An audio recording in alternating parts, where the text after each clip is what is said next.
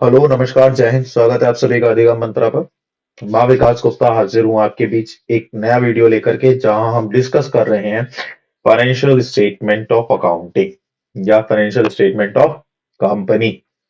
तो financial statement of company में कल हमने कुछ बेसिक्स हमने करे थे, थ्योरेटिकल कॉन्सेप्ट्स हमने करे थे, कुछ कुछ चीजों को समझा था कि जो फाइनेंशियल स्टेटमेंट्स होते हैं क्या होते हैं, कैसे तैयार किए जाते हैं, कौन कौन से स्टेटमेंट्स बनते हैं, किसके अंडर वो स्टेटमेंट्स तैयार किए जाते हैं, किस कंपनी के लिए उन स्टेटमेंट्स को बनाना जरूरी है नहीं है, वो बहुत सारा जो एक डिटेल्ड स्ट्रक्चर होता है वो हमने कल पढ़ लिया था। और आज हम पढ़ने वाले थे फॉर्मेट ऑफ बैलेंस शीट।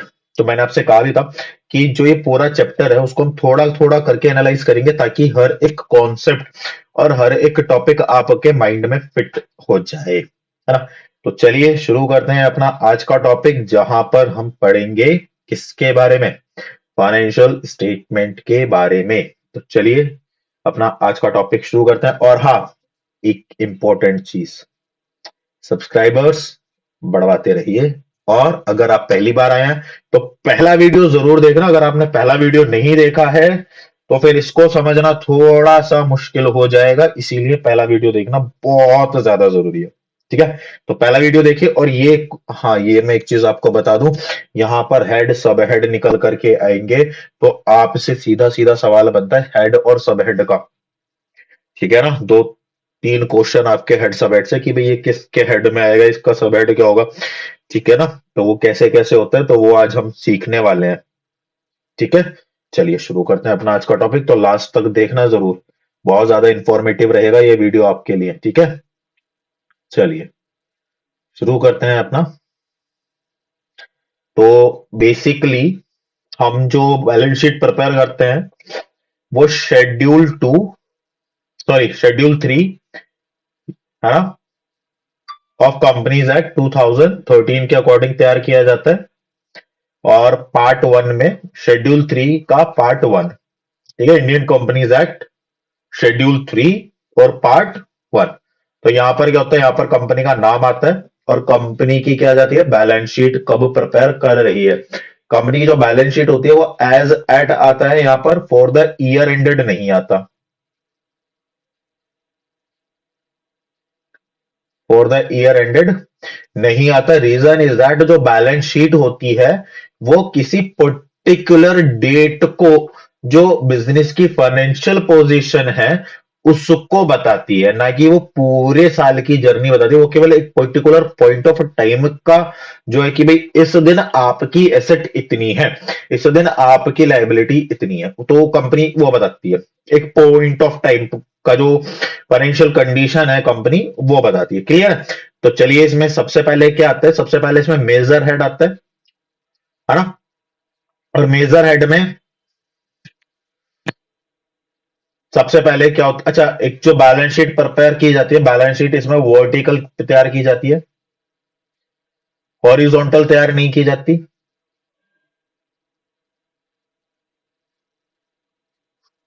तो हॉरिजॉन्टल तैयार नहीं की जाती, कैसी तैयार की जाती है, वर्टिकल तैयार की जाती है। ठीक है, तो इसलिए यहां पर क्या सबसे पहले कहता है इक्विटी एंड लायबिलिटी, और उसके बाद क्या कहता है एसेट्स। तो ये दोनों चीजें आपको दिख रही होंगी, देख लेता हूं मैं भी, बिल्कुल दिख रही हैं साहब। ठीक है, तो सबसे पहले आज हम जो डिस्कस करेंगे वो केवल और केवल इक्विटी एंड लायबिलिटी डिस्कस करने वाले हैं। इक्विटी एंड लायबिलिटी में एक एक पॉइंट हम क्या करेंगे, डिस्कस करेंगे, ताकि आपको वो चीजें क्लियर हो सके। तो ये आपका मेन हेड हो गया, ये आपका हेड हो गया, राइट। ये तो आपके वो हो गए पर्टिकुलर्स वाले जो होते हैं, ये आपका मेन हेड हो गया, ये आपका हेड हो गया। मैं लिख देता हूं ना इसको, ये हो गया आपका मेन हेड। और ये जो तीनों दिए होंगे ये दिए होंगे आपके हेड। और इनके अंदर जो आता है उसको बोलते हैं हम सब हेड। जी हाँ, इसमें तीन चीजें होती हैं। तो आपसे कुछ भी पूछ सकते हैं कि बताइए ये किस हेड में आता है, किस सब हेड में आता है, इसका जो मेन हेड है वो क्या है, राइट। क्लियर है कहानी। तो चलिए शुरू करते हैं अब ना आज का पहला टॉपिक, जिसका नाम है, ठीक है, मैं पहले बता देता हूं कि इसमें क्या क्या होता है, फिर उसके बाद हम आगे इसको डिटेल में डिस्कस कर लेंगे। इसको मैं हटा रहा हूं, ये यहाँ से हट गया, थोड़ा सा सुंदर सुंदर सा दिखेगा, जगह जगह सी दिखेगी तो आपको समझ में आ जाएगा, है ना। देखो, सबसे पहले इक्विटी एंड लाइबिलिटी क्या आता है। Equity and liability, equity and liability में चार हेड होते हैं। कितने हेड होते हैं? चार। कितने हेड होते हैं? चार हेड होते हैं। किसमें होते हैं? इक्विटी एंड लाइबिलिटी में। तो आप इस बात का ध्यान रखिए, equity and liability is divided amongst the four heads. पहला हेड कौन सा? Share holder fund.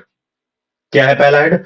Share holder fund, जिसको हम इक्विटी भी कहते हैं। क्या कहते हैं? इक्विटी भी कहते हैं। दूसरा होता है share allot, sorry, share application money pending allotment. क्या होता है दूसरा head? Share application money pending allotment. उसके बाद आता है नॉन करंट लाइबिलिटी। क्या आता है उसके बाद? Non current liability. और उसके बाद आता है आपका करंट लाइबिलिटी। क्या आता है उसके बाद आपका? Current liability. क्या यहां तक ये बात समझ में आ गई आपके? क्लियर है यहां तक कहानी? तो चलिए, सबसे पहले हम बात कर लेते हैं कि जो शेयर होल्डर फंड होता है उसको क्लासिफाई किया गया है तीन सब पार्ट्स में, तीन सब हेड में।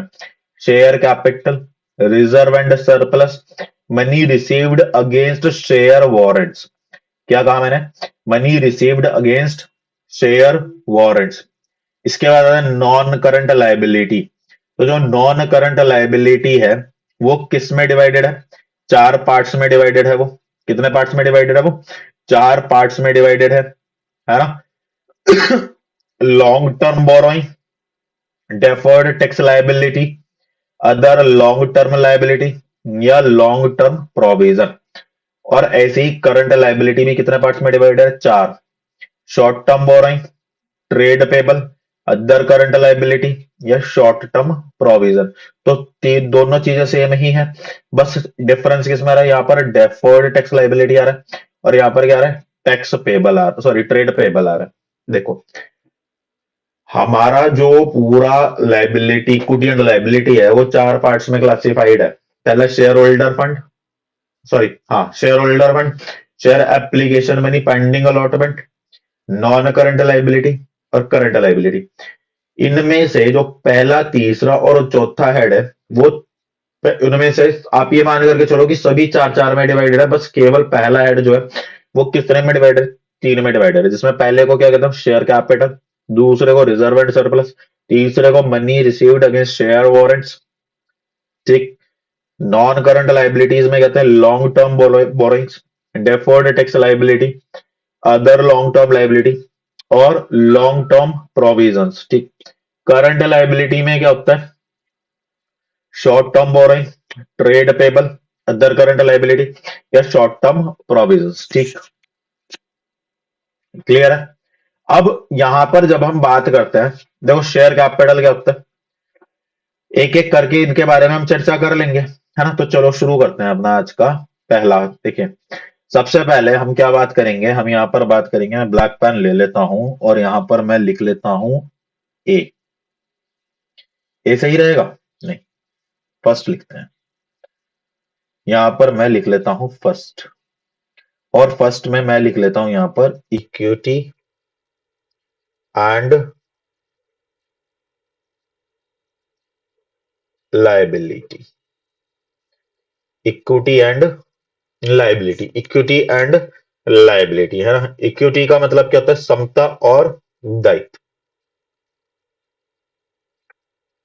समता एवं दायित्व, जिसको हम पूंजी के नाम से भी जानते हैं। अब इसके बाद यहां पर मैं पहले ले लेता हूं भाई, इक्विटी एंड लाइबिलिटी चार पार्ट्स में डिवाइडेड है, तो सबसे पहले शेयर होल्डर फंड्स।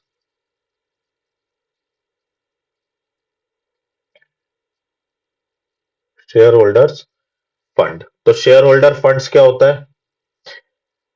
तो अगर हम शेयर होल्डर्स फंड की बात करें तो जो शेयर होल्डर हैं, मतलब जो पूंजी, जो शेयर धारक हैं, शेयर धारक का जो फंड है ना, उनका जो पैसा है, तो शेयर धारक का जो पैसा है उसमें चार चीजें शामिल होती हैं। क्या क्या चीजें शामिल होती हैं सर? पहले समझते हैं हम शेयर कैपिटल।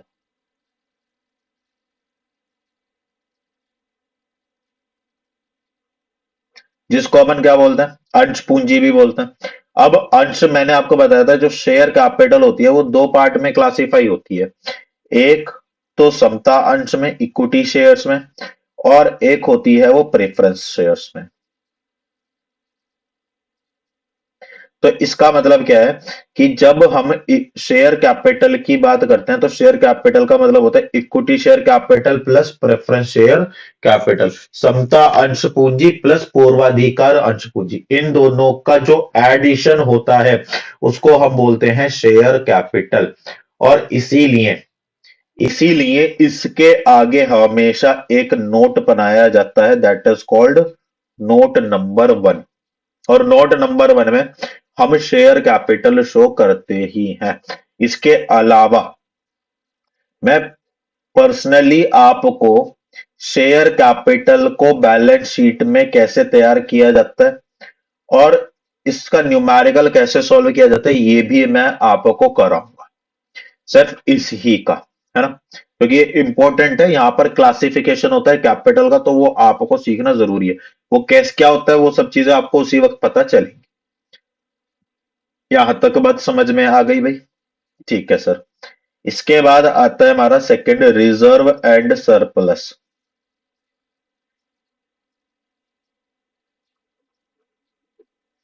अब रिजर्व एंड सरप्लस लिख तो लिया है सर, ये और बता दो कि इसमें क्या क्या चीजें इंक्लूड होती हैं। देखिए, जितने भी फर्म के प्रॉफिट्स होते हैं या जितने भी फर्म संचय करती है, रिजर्व माने संचय, है ना, वो सभी संचय और लाभ इस हेड में जाते हैं, इस सब हेड में, इस हेड में जाते हैं। तो इसका मतलब क्या है, इसका मतलब क्या है कि रिजर्व एंड सरप्लस, अब आपको ये भी तो पता होना चाहिए ना कि सर रिजर्व एंड सरप्लस में एटलीस्ट जाता क्या क्या है। तो मैं कुछ आपको इनके ना एग्जांपल्स दे रहा हूं। जैसे सबसे पहले तो आपके दिमाग में आया होगा सर सिक्योरिटी प्रीमियम रिजर्व, बिल्कुल।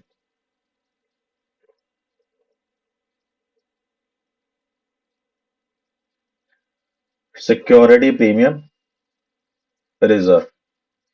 एक होता है हमारा कैपिटल रिजर्व,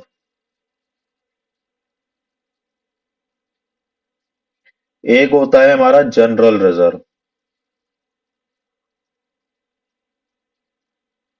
ठीक है। एक होता है हमारा डिवेंचर रिडम्पशन रिजर्व। एक होता है हमारा कैपिटल रिडम्पशन रिजर्व, ठीक। कैपिटल रिजर्व पूंजीगत संचय, जनरल रिजर्व सामान्य संचय, डिबेंचर ऋणपत्र शोधन संचय, कैपिटल पूंजी शोधन, रिडम्पशन मतलब शोधन और रिजर्व मतलब संचय, है ना। तो ये तो बेसिक टर्म्स है, ये तो आपको वैसे भी आती ही होंगी, है ना। इसके बाद आता है वर्कमैन, जो आपने पार्टनरशिप में पढ़ा था, compensation reserve, investment fluctuation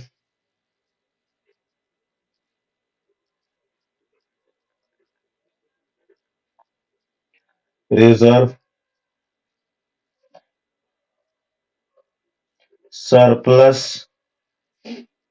balance in statement of profit and loss, ठीक है, balance in statement of profit and loss, इसको ऊपर कर लेता हूं ताकि आपको दिख जाए, ठीक है। और यहां पर आपका आ जाएगा, अच्छा मैं इसकी ना पीडीएफ आपको, ये जो चीजें मैं लिख रहा हूं इसका पीडीएफ मैं आपके साथ शेयर करूंगा ताकि आपको याद रहे। वैसे हालांकि मैं करता नहीं हूं कभी भी, बट ये मैं आपको करूंगा क्योंकि ये, है ना, ये मैं आपके साथ शेयर करूंगा। अच्छा, कुछ ऐसी चीजें हैं जिनमें फंड रिजर्व और सरप्लस होता नहीं है और वो लगता है बच्चों को कि ये होंगी नहीं, तो मतलब किसी दूसरे हेड में जाएंगे, तो वो भी ध्यान से सुनिएगा। एक तो होता है share option outstanding account, share option outstanding account, बच्चे इसको खाली आउटस्टैंडिंग समझ करके क्या करते हैं, लाइबिलिटी में घुसा देते हैं, जबकि ये इसमें ही जाएगा। एक हमारा रिवैल्यूएशन रिजर्व भी होता है। बाकी ज्यादातर तो मैंने यहाँ पर लिख ही दिए हैं, बाकी एक आध बच गया होगा तो देख लेंगे। वैसे तो यही होते हैं। कैपिटल रिजर्व हो गया, सिक्योरिटी पे general debenture, capital redemption, okay, बस यही होती ही है। ठीक है, तो एक बार आप देख लीजिए, आप चाहें तो स्क्रीनशॉट ले लीजिए। बाकी आपको टेलीग्राम पर और व्हाट्सएप के थ्रू इसके जो नोट्स हैं वो आपको मैं अवेलेबल करा दूंगा। क्लियर है? तो अगर आप व्हाट्सएप और टेलीग्राम या इंस्टा पर नहीं जुड़े हैं या सोशल मीडिया पर आप फॉलो नहीं कर रहे हैं हमारे चैनल को, तो इसमें आपका घाटा, मेरा कुछ नहीं जाता। है ना? है ना? कुछ ऐसा कुछ एक लाइन है। तो ए हो गया, बी हो गया, इसमें तीन ही हेड होते हैं और सी होता है हमारा, क्या होता है सी हमारा साहब? कहाँ गया? अरे रुक जा भाई, तू कहाँ भाग रहा है? सी होता है हमारा share, sorry, money received against share warrants. क्या होता है? Money received against share warrants. अब ये होता क्या है, money received against share warrants? क्या इसमें भी कुछ सब हेड जाते हैं, ये एक अकेली ही टर्म है? तो इसमें होता क्या है, जनरली इसमें कंपनी शेयर्स इशू करती है ना? क्या करती है? शेयर्स इशू करती है। जैसे जनरली इश्यूज किए जाते हैं शेयर्स, ऐसे ही कंपनी शेयर्स इशू करती है, लेकिन वो शेयर्स पब्लिक को इशू नहीं करती है। राइट? वो कंपनी पब्लिक में उन शेयर्स को इशू नहीं करती है। वो क्या करती है, वो या तो प्रमोटर्स या कुछ बाकी के जो जैसे प्रेफरेंशियल, हमने अलॉटमेंट पढ़ा था, प्रेफरेंशियल राइट ऑफ अलॉटमेंट है ना? शेयर ऑफ अलॉटमेंट पढ़ा था ना हमने, एक शेयर कैपिटल वाले चैप्टर में शायद था।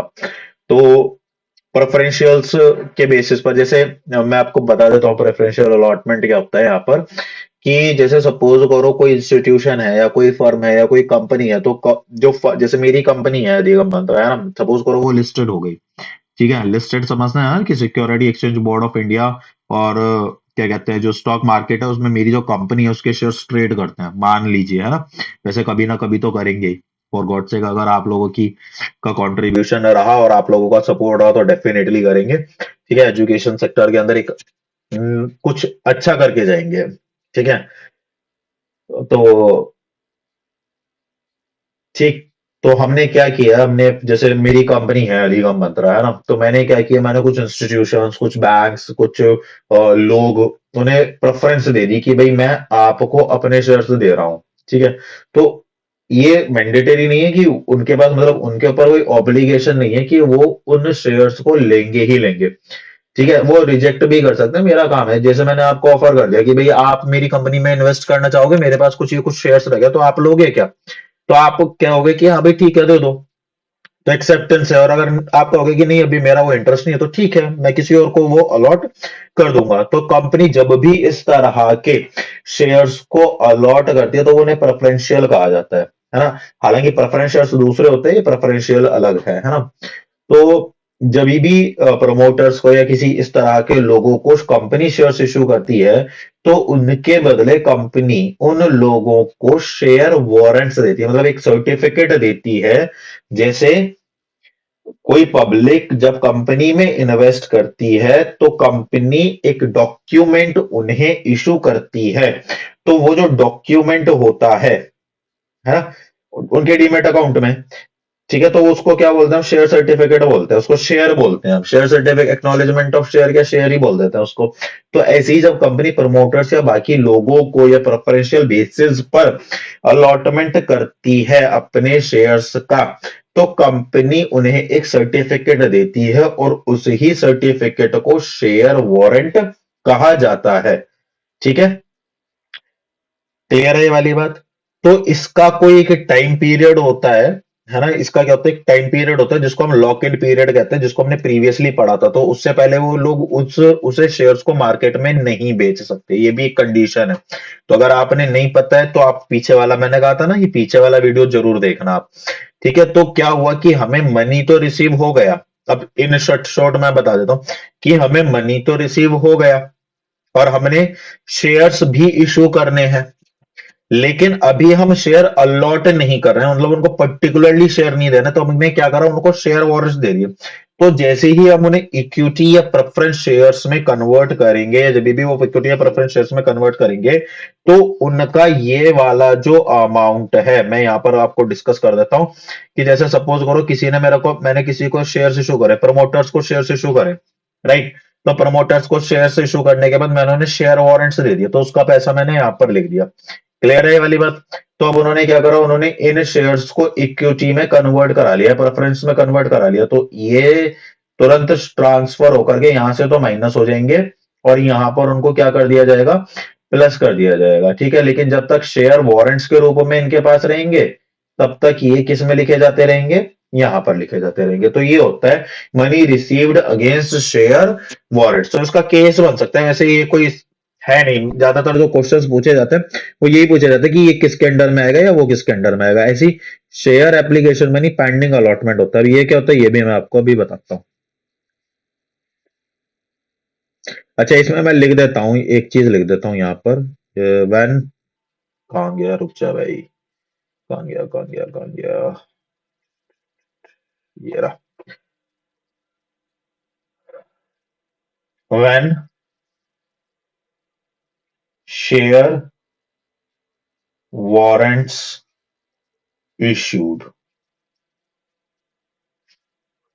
to the promoters or others। ठीक, तो आपको ये पता चल जाएगा।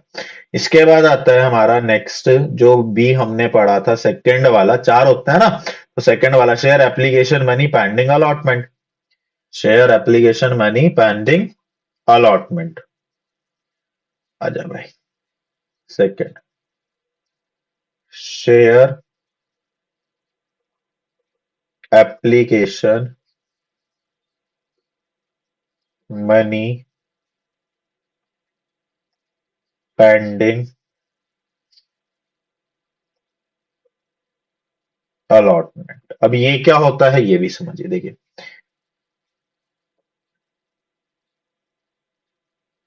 जैसे सपोज कीजिए आपका ईयर है, आपकी डेट है, जैसे अभी नेक्स्ट मंथ हमारा क्या आ जाएगा, फरवरी आ जाएगा, है ना। तो फरवरी का मतलब है जैसे 24 फरवरी, नहीं, 24 फरवरी नहीं ले रहे, मार्च लेते हैं, मार्च लेंगे, मार्च।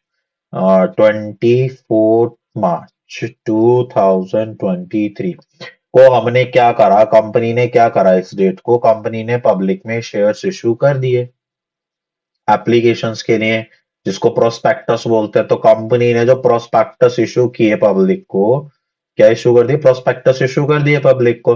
पब्लिक ने पैसा भेजना शुरू कर दिया, तो कंपनी को एप्लीकेशन मनी रिसीव होने लगी। अब कंपनी की लायबिलिटी क्या बनती है, that the company should have to allot these shares to the public, right. Public को वो शेयर्स अलॉट करे। लेकिन लेकिन लेकिन लेकिन कंपनी को मिनिमम सब्सक्रिप्शन के लिए, किसके लिए, मिनिमम सब्सक्रिप्शन के लिए कितने दिन मिलते हैं, 30 दिन मिलते हैं। तो इसका मतलब क्या है कि कंपनी 30 दिन तक इंतजार करेगी, 24/4/2023 तक कंपनी इंतजार करेगी। तो लेकिन इससे पहले तो कंपनी का ब्रेकेज आ जाएगा भाई। क्या मतलब सर, कंपनी को 31 मार्च 2023 को अपने अकाउंट्स क्या करने होंगे, क्लोज करने होंगे। तो इसका मतलब ये है कि यहां तक कंपनी को जितना भी एप्लीकेशन मनी रिसीव हुआ है, उन सभी को कंपनी शेयर्स अलॉट तो कर नहीं सकती। तो ऐसी अमाउंट को कंपनी कहां पर दिखा देती है, बताओगे, यहां पर दिखा देती है। और नेक्स्ट फाइनेंशियल ईयर में जैसे ही कंपनी शेयर्स अलॉट कर देती है, तो वो वापस से किसका पार्ट बन जाता है साहब? शेयर कैपिटल का। क्या आप सबको ये बात यहां तक समझ में आ गई? अगर आ गई है तो बहुत अच्छी बात है। चलिए इसी के साथ दूसरा सबहेड अपन लोग शुरू करते हैं। और ये आ गया हमारा दूसरा सबहेड। क्या ले रहा हूं, एक सेकंड देना जरा। ए तो एक शेयर होल्डर फंड, सी दो शेयर अच्छा ठीक है। थर्ड, तो थर्ड में क्या है हमारा? थर्ड में है हमारा नॉन करंट लाइबिलिटी। क्या है हमारा? Non current liability. Non current liability क्या होती है? अगर मैं आपसे पूछूं कि नॉन करंट लाइबिलिटीज क्या होती हैं, what do you mean by non current liabilities, तो आप कहोगे सर इसको हमने ना चार पार्ट्स में क्लासिफाई किया हुआ है। बहुत अच्छे, शाबाश, वेरी गुड। तो पहला है आपका लॉन्ग टर्म बोरोइंग्स। सर ये तो हम कर लेंगे, पहले आप ये तो बता दो कि नॉन करंट लाइबिलिटीज होती हैं। अच्छा तुम्हें नहीं पता, बताता हूं देखो। सच लाइबिलिटीज, ऐसी liabilities at which the obligation of the firm, right, is due to paid after 12 month। या सीधे आसान शब्दों में कि ऐसी लाइबिलिटीज जिनका भुगतान कंपनी को 12 महीने के बाद करना होता है, या कंपनी का जो ऑब्लिगेशन होता है वो 12 महीने से ज्यादा होता है, तो ऐसी लाइबिलिटीज को क्या कहा जाता है? नॉन करंट लाइबिलिटी कहा जाता है। जैसे long term borrowing. Long term borrowing में क्या क्या चीजें आ सकती हैं, कोई बताएगा मुझे? देखो, debentures. Sir debentures long term में आते हैं बिल्कुल, क्योंकि डिबेंचर्स हमेशा 3, 5, 10, 15, 20, 25, 30, कभी कभी तो लाइफ टाइम तक के लिए इशू किए जाते हैं। एक तो 1 साल से ज्यादा हो गया ना।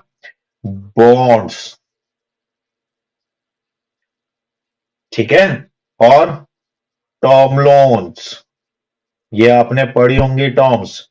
टर्म लोन्स है ना, बैंक से लेते हैं, या फिर मतलब टर्म लोन चाहे बैंक से लो, मतलब ये दो तरह से लिए जाते हैं। एक तो बैंक से लिए जाते हैं, मैं बता देता हूं, और एक अदर्स, किसी व्यक्ति से ले लिया है ना।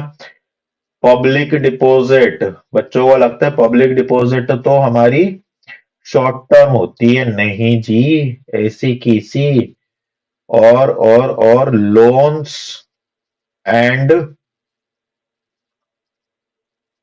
Advances. Loans and advances, loans and advances मतलब जैसे आपने कोई ऑर्डर दिया, तो आपने किसी व्यक्ति को, है ना, बात समझ में आ रही है? जैसे आपने किसी का ऑर्डर लिया, जैसे मेरी फर्म है और मुझे अपने इंस्टीट्यूशन के लिए फर्नीचर सेट कराना है, राइट? तो मैं क्या करूंगा? ठीक है ना, तो मैं क्या करूंगा? ऑर्डर दूंगा, है ना? बात समझ में आई है? देखो इसको ऐसे समझो, कहां गया है, यहां पर आ जाता है। इसको इस तरह से समझो, ये फर्म है, ठीक है, और ये फर्म है किसकी? चलो हम अपनी बना लेते हैं इसको, ठीक है। फर्नीचर की फर्म बना देते हैं, चलो फर्नीचर का एग्जांपल ले रहे थे ना, हमारी furniture A M furniture, A M furniture limited, ठीक है। ए एम फर्नीचर लिमिटेड, ठीक है। अब यहां पर क्या है, यहां पर एक फर्म है, इसको क्या कहेंगे? इसको हम कहेंगे wood industry, G M wood limited, ठीक है, जी एम वुड लिमिटेड। अब मुझे फर्नीचर बनाना है, मैं अब क्या करता हूं? मैं फर्नीचर बनाता हूं, इस तरह से समझो, मैं क्या बनाता हूं? मैं फर्नीचर बनाता हूं, ठीक है। अच्छा, इनका भी किसका काम है? वुड का काम है। लेकिन ये वुड की सप्लाई करते हैं, लकड़ी की सप्लाई करते हैं, ये फर्नीचर नहीं बनाते। ये क्या करते हैं? ये वुड की सप्लाई करते हैं। तो इन्होंने क्या करा, इन्होंने मेरे को ऑर्डर दिया कि साहब मैं अपनी एक नई इंडस्ट्री लगा रहा हूं, तो आप क्या करो, आप उस इंडस्ट्री के लिए कुछ फर्नीचर तैयार कर दो। तो मैंने कहा ठीक है साहब, मैं फर्नीचर तैयार करके आपका लगवा दूंगा। लेकिन जो आपका प्रोजेक्ट है, जो आपका पूरा काम है, उसमें लगभग लगभग 18 महीने का समय लगेगा। इसका मतलब कितना हो गया? 1 ईयर 6 मंथ। तो ये क्या हो गया? It is more than the 12 month. तो इसका मतलब ये किस में कन्वर्ट हो गई? नॉन करंट में। ये तो बात समझ में आ गई। अब आगे बात समझो। तो इसका मतलब क्या है? तो लेकिन मैंने कहा कि सर क्योंकि ये लॉन्ग टर्म प्रोजेक्ट है और इसमें पैसा बहुत ज्यादा चाहिए, तो आप मुझे कुछ एडवांस दे दो। मैं जीएम लिमिटेड से क्या कह रहा हूं, आप मुझे कुछ एडवांस दे दो। तो कंपनी क्या करेगी? कंपनी मुझे कुछ एडवांस पे कर देगी। कंपनी मुझे क्या कर देगी? कुछ एडवांस पे कर देगी। वही एडवांस जो मैं रिसीव करता हूं किसी दूसरी कंपनी से, उसको क्या कहते हैं? लोन्स एंड एडवांसेस कहते हैं। क्या ये वाली कहानी समझ आ गई आप सभी के? क्लियर है? तो इसके अंदर यही हमारी लॉन्ग टर्म बोरोइंग्स होती हैं। लॉन्ग टर्म बोरोइंग्स बोरोइंग्स के बाद हमारा जो दूसरा, पहला था ना ये, हाँ पहला, दूसरा जो हेडिंग आता है, दूसरा जो हेडिंग बनता है, वो बनता है हमारा डेफर्ड टैक्स लायबिलिटी। क्या बनता है हमारा? Deferred tax liability. अब सर डेफर्ड टैक्स लायबिलिटी क्या होता है, वो भी हम बताएंगे। देखिए, डेफर्ड टैक्स लायबिलिटी का मतलब होता है कि आपकी जो टैक्सेबल इनकम है और आपकी जो अकाउंटिंग इनकम है, उनके बीच का जो डिफरेंस होता है, उसको हम क्या कहते हैं? डेफर्ड टैक्स लायबिलिटी कहते हैं। क्या बोलते हैं उसको? Deferred tax liability. ठीक है ना? डेफर्ड टैक्स लायबिलिटी, ठीक है ना? इसका मतलब क्या है कि यहां पर आपकी accounting income should be more than the taxable income. क्या कहा मैंने? Accounting income should be more than the taxable income. Clear है? तो इसको क्या कहा जाएगा? इसको कहा जाएगा डेफर्ड टैक्स लायबिलिटी। और अगर तुम इसका उल्टा कर दोगे, क्या कर दोगे? इसका उल्टा कर दोगे, मतलब excess amount of tax on taxable income, जो टैक्सेबल इनकम पर जो टैक्स लग रहा है, वो क्या है? ज्यादा है। किससे? अकाउंटिंग इनकम से।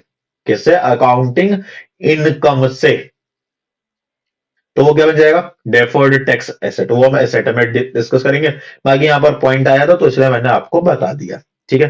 तो यहां पर अकाउंटिंग इनकम क्या होती है? ज्यादा होती है। किससे? जो टैक्सेबल इनकम है उस पर जो टैक्स लग रहा है उससे ज्यादा होती है। क्लियर है? दो हो गए।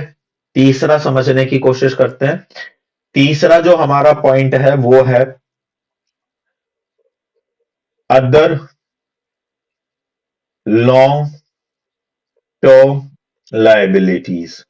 मतलब ऐसी लायबिलिटीज जो हमारी, जो ऊपर हमने पढ़ा था ना, लॉन्ग टर्म बोरोइंग्स, उसमें नहीं आती हैं। जैसे क्या क्या हो सकती हैं?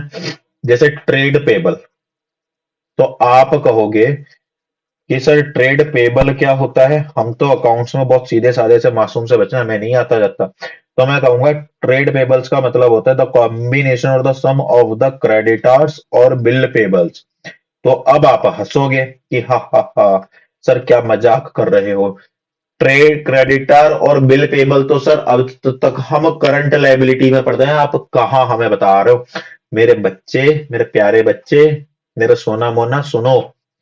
जैसे यहां पर कंपनी ने हमें एडवांस में दिया है पैसा और हमारा प्रोजेक्ट कितना है? 18 महीने का। तो ऐसे ही कुछ ट्रेड पेबल ऐसे होते हैं जिनकी लायबिलिटी 12 महीने से ज्यादा क्रिएट होती है।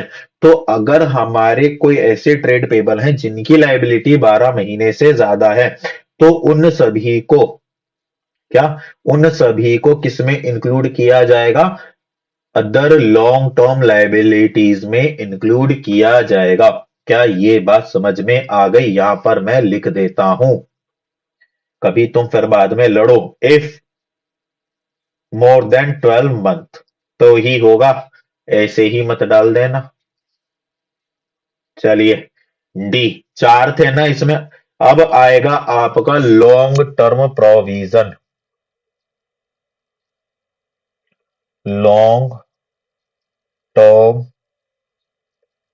प्रोविजंस। लॉन्ग टर्म प्रोविजंस क्या होते हैं? प्रोविजंस आपको पता होगा, नहीं पता है तो आपको पता होना चाहिए।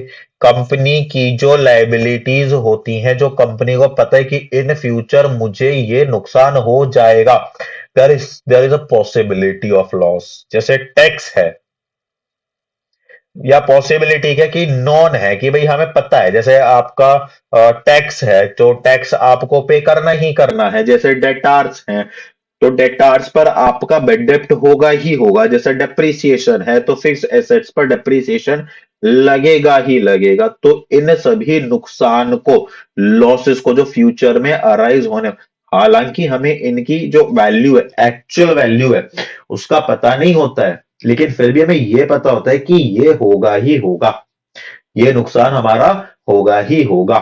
तो ऐसे नुकसान से बचने के लिए कंपनी कुछ फंड्स क्रिएट करती है, और ये कंपनी के ऊपर क्या होते हैं? ऑब्लिगेशंस होते हैं। तो मैं, अब आप कहोगे कि सर उसके लिए तो कंपनी रिजर्व तैयार करती है, तो कंपनी तो रिजर्व और प्रोविजन में क्या डिफरेंस हुआ? देखिए, रिजर्व कंपनी के लिए ऑब्लिगेशन नहीं होते, कंपनी के ऊपर है कि कंपनी चाहे तो रिजर्व बना सकती है और कंपनी चाहे तो नहीं बना सकती। लेकिन जो प्रोविजंस होते हैं वो कंपनी के ऊपर ऑब्लिगेशंस होते हैं कि कंपनी को प्रोविजन बनाना ही पड़ेगा। क्लियर है? और दूसरा डिफरेंस भी मैं आपको बता देता हूं। कंपनी जो रिजर्व मेंटेन करती है वो अननोन लाइबिलिटी के लिए प्रिपेयर करती है। किसके लिए प्रिपेयर करती है? अननोन लाइबिलिटी के लिए। जबकि जो प्रोविजंस क्रिएट किए जाते हैं वो नॉन लाइबिलिटी के लिए किए जाते हैं। तो अभी तो अब आप कहोगे कि सर आपने तो कहा था कि हमें पता नहीं होता। लाइबिलिटी का पता होता है कि लाइबिलिटी अराइज होगी, लेकिन वो कितनी लाइबिलिटी बनेगी ये हमें नहीं पता होता है। बात समझ में आ गई? दोनों चीजों में अंतर समझ आ गया? लाइबिलिटी होगी ये तो मुझे पता है, टैक्स पे टैक्स तो पे करना ही करना है, लेकिन कितना टैक्स पे करना है ये तो डिपेंड करेगा ना कि मेरी जो टैक्सेबल इनकम है वो कितनी आ रही है। बात समझ में आ गई? तो लॉन्ग टर्म प्रोविजंस में हम किन किन चीजों को इंक्लूड करते हैं वो एक बार अपन लोग देख लेते हैं। तो इसका पहला एग्जांपल मैं लिख रहा हूं, provision for retirement benefits. Long term पे पूछा है ना, तो इसलिए मैं उन्हीं के ले रहा हूं। प्रोविजन फॉर रिटायरिंग या रिटायरमेंट, रिटायरमेंट बेनिफिट। जैसे आपकी फॉर्म से कोई एम्प्लॉय रिटायर होगा, अब जाहिर सी बात है ना, रिटायर तो होगा ही होगा, रिटायर तो होगा ही होगा, है ना? नेक्स्ट क्या आ सकता है हमारा? अच्छा, इसमें भी आपके पॉइंट्स आ सकते हैं, इसको भी लिख लो यार, पर बाद में कभी आपके। इसमें क्या आ सकता है? जैसे पेंशन, क्या आ सकता है? पेंशन, है ना? Provision for pension. और क्या आ सकता है? Provision for provident fund, provident, T D, T, provident fund देख लेना एक बार। टी, प्रोविडेंट, टेन टी होता है, हाँ। प्रोविडेंट फंड, पीपीएफ जिसको बोलते हैं, आपने नाम सुना होगा इसका। या और क्या हो सकते हैं लॉन्ग टर्म प्रोविजंस में? प्रोविजंस फॉर ग्रेच्युटी, है ना? प्रोविजंस फॉर ग्रेच्युटी, या provisions for warranties, provisions for warranties. बस यही सब है ना? देख लेना इन चीजों को। इसके बाद हम बात करेंगे किसकी? तीन हो गए ना? फोर्थ,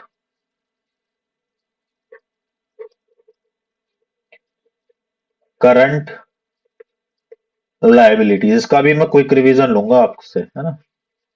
तो इसमें भी पहला जो आता है आपका क्या आता है, कहाँ गया कहाँ गया कहाँ गया, इसे यही था, चलो यही ले लेते हैं।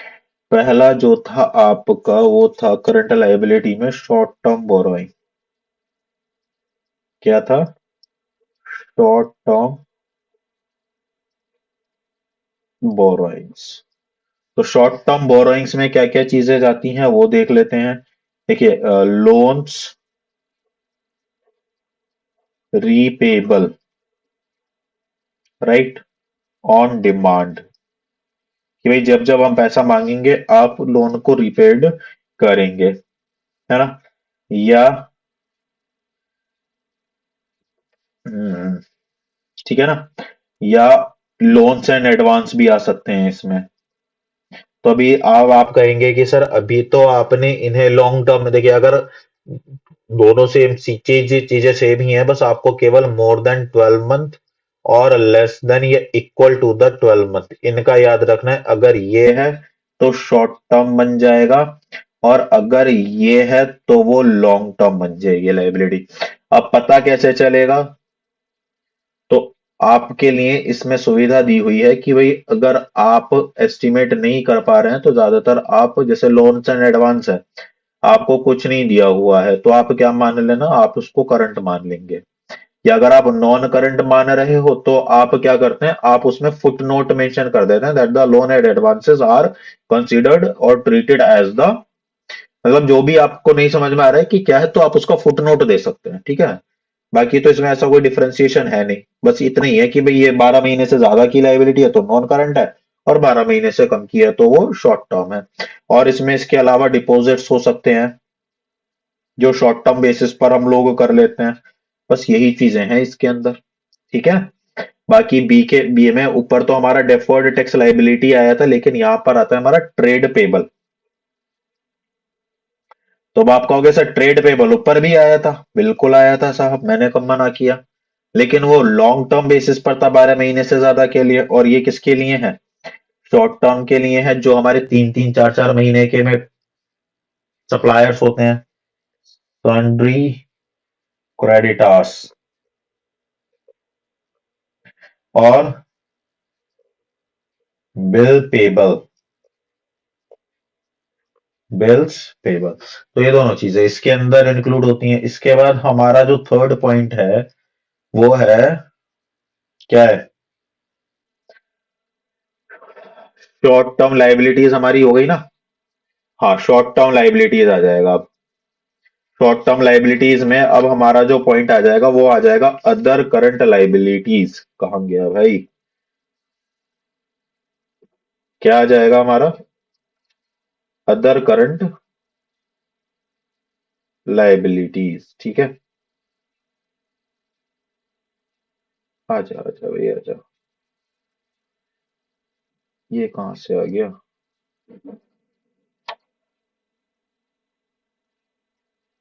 एक सेकंड रुकना, ये क्या हो गया, ब्लैंक क्यों हो गया ये?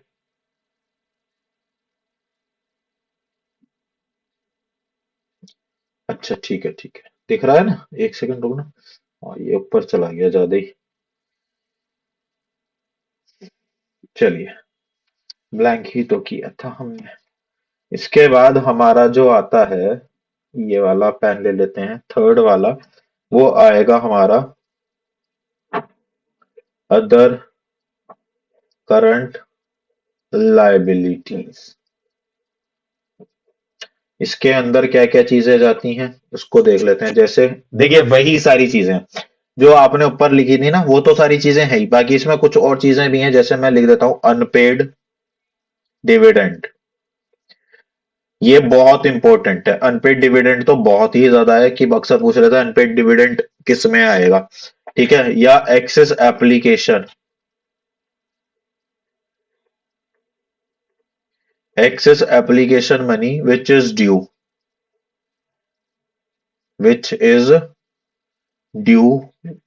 for refund, जो रिफंड के लिए ड्यू है।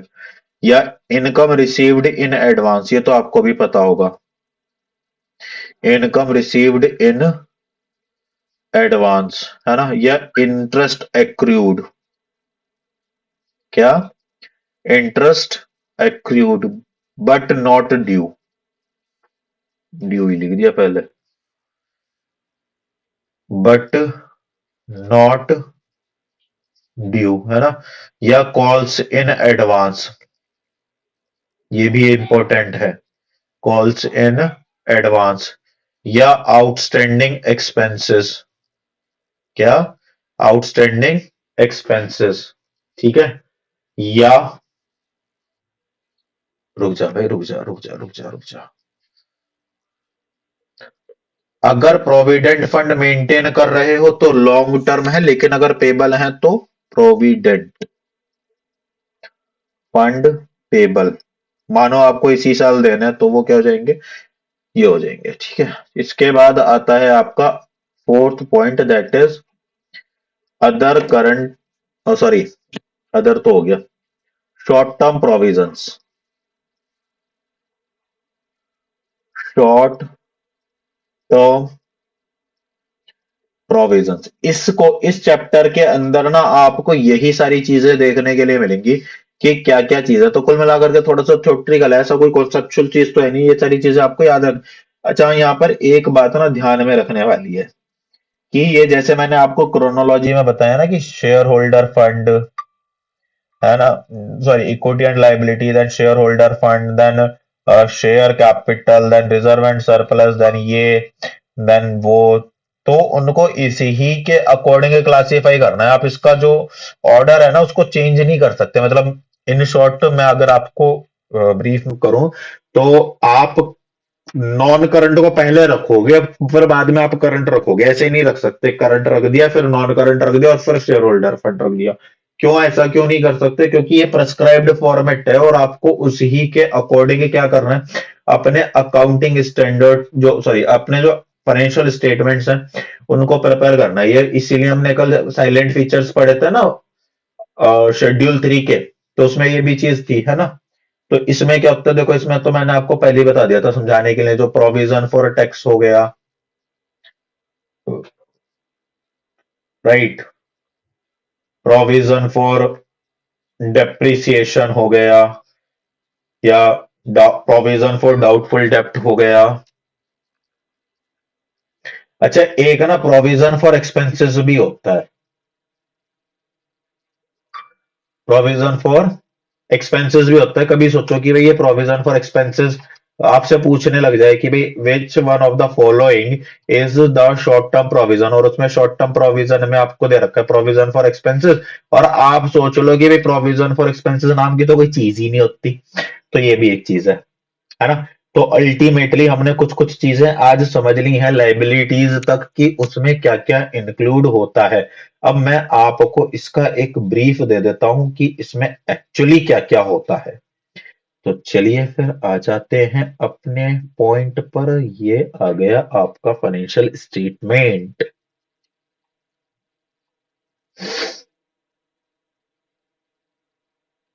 देखिए यहां से इक्विटी एंड लायबिलिटी में दो चीजें जाती हैं, share capital, preference share capital, right.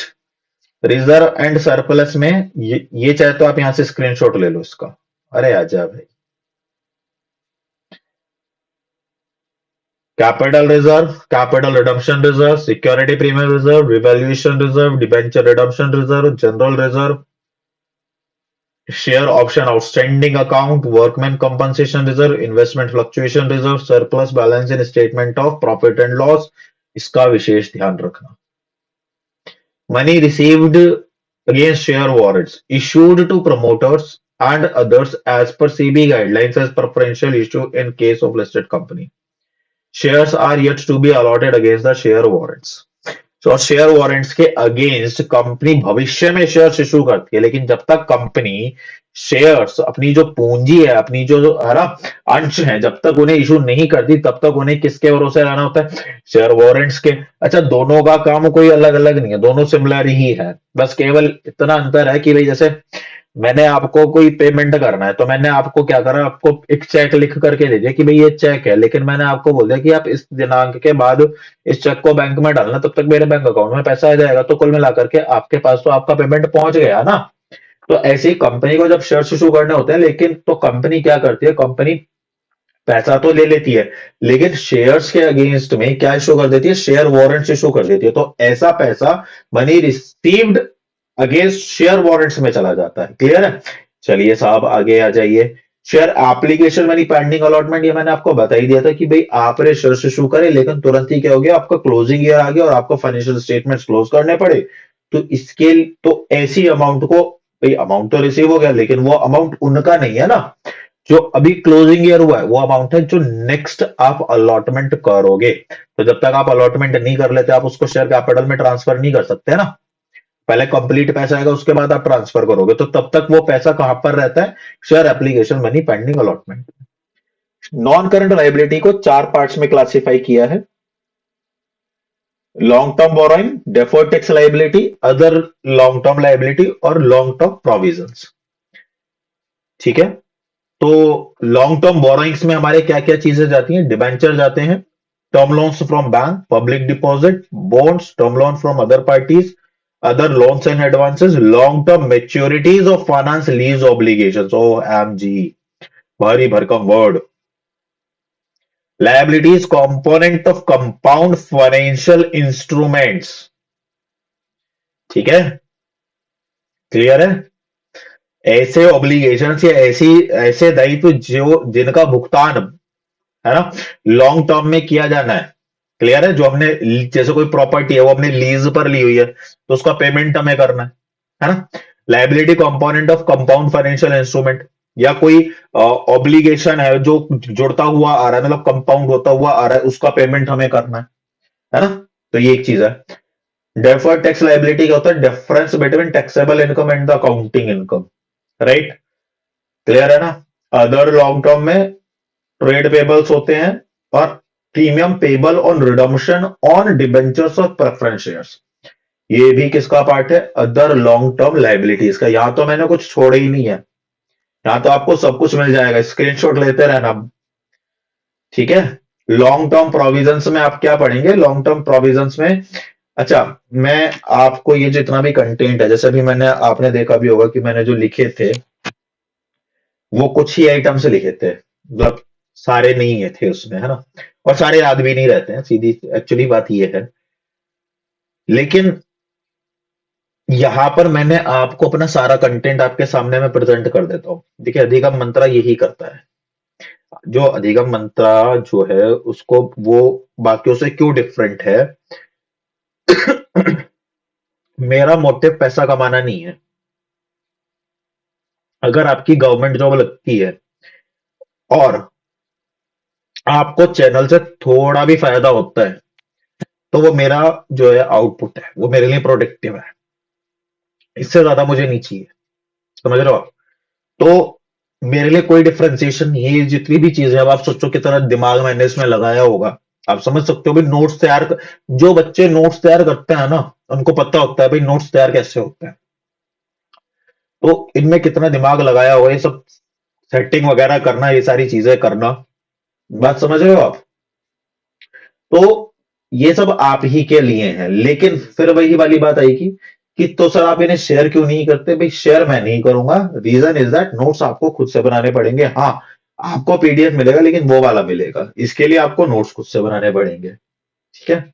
वो भी क्यों दूंगा, फिर वो भी क्यों दे रहा हूं, ताकि वो आपके लिए थोड़ी सी हेल्प कर दें। ठीक है? मेहनत आपको करनी पड़ेगी, लेकिन मैं नहीं चाहता मेरे साथ ऐसे बच्चे जुड़े जो खुद से एफर्ट नहीं लगाना चाहते। मैं चाहता हूं मेरे साथ केवल वो बच्चे जुड़े जो खुद से एफर्ट करते हैं कि भाई सर हम करेंगे, हम नोट्स तैयार करेंगे, हम अपने नोट्स के साथ पढ़ेंगे। बस आप हमें केवल बता दो कि इसमें ये चीजें होती हैं और इसका मतलब ये होता है, बाकी तो हम अपने आप देख लेंगे खुद के दम पर। तो ये एक चीज है। चलिए, है ना। तो आपके सामने सारी चीजें, बाकी तो है ही आपके सामने, आपको रिकॉर्ड करना है, ये चीजें आपको हेल्प करेंगी। Trade payables are class, sorry, premium payable on redemption on debenture of ये। लॉन्ग टर्म प्रोविजंस में क्या क्या आएगा साहब, प्रोविजंस फॉर रिटायरमेंट बेनिफिट, क्या क्या होगा, प्रोविडेंट फंड होगा, ग्रेच्युटी होगा और वारंटीज होगा। ये तो सब मैंने शायद तुम्हें बता दिया था। अच्छा, trade payables are classified as long term liability only when they agreed to be settled after 12 month. मैंने आपको बताया था ना, केवल तभी रिकॉर्ड की जाएंगी जब उनको 12 महीने के बाद सेटल किया जाएगा, उससे पहले नहीं। करंट लाइबिलिटी में क्या आता है? Short term borrowing, loans repayable on demand, loans and advance related parties, loans, other loans and advances. Trade payable में क्या जाता है? सन्ड्री क्रेडिटर्स और बिल पेबल। और अदर करंट लाइबिलिटीज में current maturity of long term डेप्ट, भी long term डेप्ट लिया था लेकिन हमें उसका भी रीपेमेंट करना है इसी साल, तो वो इसमें आ जाएगा। Interest accrued but not due, ये इसमें आएगा। Interest accrued but due on borrowing, ये भी इसमें आएगा। इनकम रिसीव्ड इन एडवांस, आप तो सीधी सीधी ये कहानी समझो, ये कंफ्यूज करने के लिए दे देते हैं कई बार। इंटरेस्ट एक्रूड है तो इसी में आएगा। Unpaid dividend, excess application money which is due for refund and interest accrued thereon, दोनों चीजें जाएंगी अदर करंट लाइबिलिटीज में। Unpaid matured deposit, unpaid matured debenture और इंटरेस्ट उनके ऊपर, calls in advance, other payable, ये सारे के सारे इसी के आइटम है, इनमें से कोई सा भी आपसे पूछ लिया जाएगा। Outstanding expenses, provident fund payable. Unless specified to the contrary, trade payable are classified under the main head current liability। यहां पर आपको ये ध्यान रखना है, यहां से भी क्वेश्चन बन सकता है। अब कल क्या हम एसेट पढ़ेंगे? नहीं, कल हम निकालना सीखेंगे शेयर कैपिटल। कंपनी की शेयर कैपिटल कैसे निकाली जाती है, या एक काम करते हैं, नहीं कल नहीं, इसको परसों पढ़ेंगे। कल अपन क्या करेंगे? कल एसेट्स कंप्लीट करेंगे। कल क्या करेंगे हम? कल एसेट्स कंप्लीट करते हैं, तो आपका ये वाला जो पूरा है ना, ये कंप्लीट हो जाएगा, है ना? ये सही रहेगा। तो बाकी तो आपका लगभग लगभग लेक्चर आज अच्छा खासा हो गया है, क्योंकि डिटेल्ड ही इतनी है, क्या कर सकते हैं, है ना? और हर एक पॉइंट को समझना जरूरी है। तो एक तो दो तीन चीजें हैं जो आप हमेशा ध्यान में रखिए। देखिए, सक्सेस होने का कोई शॉर्टकट नहीं होता। अगर आप ये सोचते हैं कि आपको कहीं से कोई शॉर्टकट मिल जाएगा, तो सर संभव नहीं है। क्या संभव नहीं है? उसके लिए क्या चाहिए? आपके को डेडिकेशन चाहिए, हार्ड वर्क चाहिए और कंसिस्टेंसी चाहिए।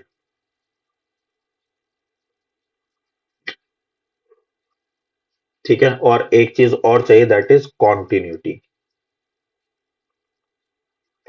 तभी आप लोग इनको किस में कन्वर्ट कर सकते हैं? अपनी सक्सेस में कन्वर्ट कर सकते हैं। अगर आपके अंदर ये चारों चीजें हैं तो आप सक्सेस हो सकते हैं, वरना तो बड़ा मुश्किल है।